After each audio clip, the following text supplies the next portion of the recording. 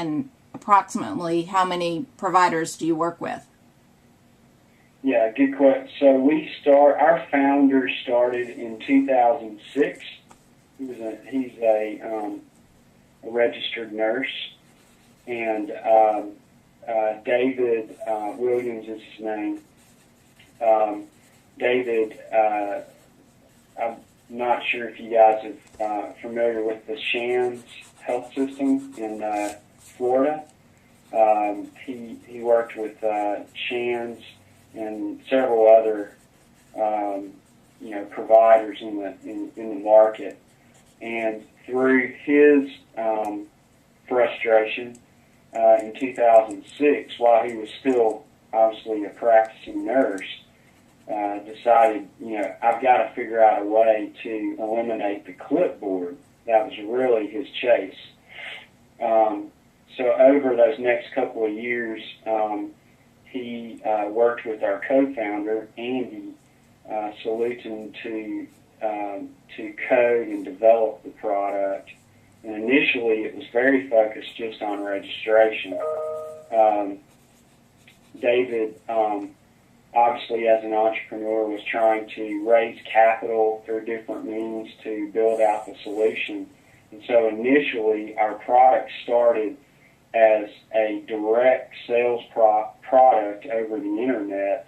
So we were going, one doc at a time after the first version was developed that launched in 2009. Through those experiences and through further development around all the other patient engagement features that you've seen from RX Renewal, the referral piece, all the secure messaging, things of that nature, David then had the need to raise more capital, right, for further development. And so last year, we were able to raise about $5 million, which is when I joined the company. And we changed our strategy from trying to sell one doc at a time, Janice, to selling into companies like yourself. We were fortunate in 2010 to start a relationship with Indion that was a pilot process for about a year. And then after that period, we obviously agreed on a partnership. We have over a dozen enterprise customers now, meaning practice management systems, EMRs or EHRs, and Indion obviously is across all of that, plus revenue cycle management. And then we do still sell direct, but we are not spending any cycles on doing that anymore. That's just not our strategy. So we have several, single doctors or one or two physician practices that purchased our solution through the last, 3-4 years. But our focus now is really on what we call enterprise/channel sales, which would be the folks like yourself. And all in all, would that be thousands of providers? Can I say that thousands of providers are using this product? Yes. Okay. Yes, and we have, several thousand, I forget last count, quote, patients. We don't get revenue dollars, right, from patients, but patients create personal health records within our system. And we have tens of thousands of patients, right, through those many practices and providers that have created personal health records using our tool. Okay. Thank you. So I have a question. So registered patient will allow patients to have a portal, is that correct? And in that portal they'll be able to see something. See what? Past encounters, is that true? Yes. And then it's getting its data from where? From ECO? Yes, it's getting data. Yes, primarily it will be from ECO, but in the relationship that we're talking about, it would also get data from you as well. I think Well, let me be more specific in my question.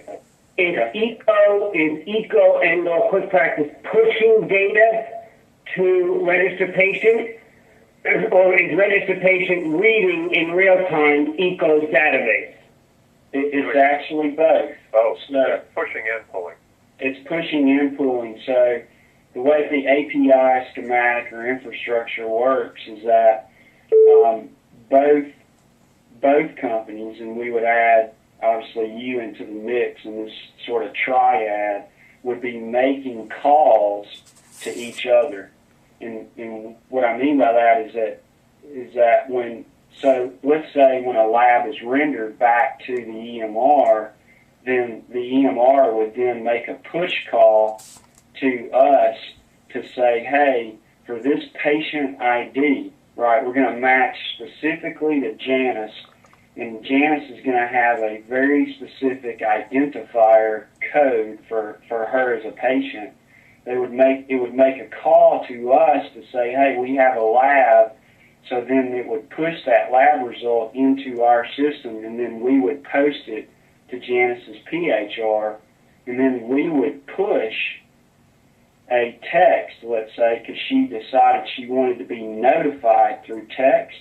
We would then push a call out to her mobile phone that says, hey, you now have a text. And in the text, we would embed a link that says, your lab's been posted, click the link, which would send her back into the PHR. So let me give you another one, Gary. Let's say that the patient requests an appointment.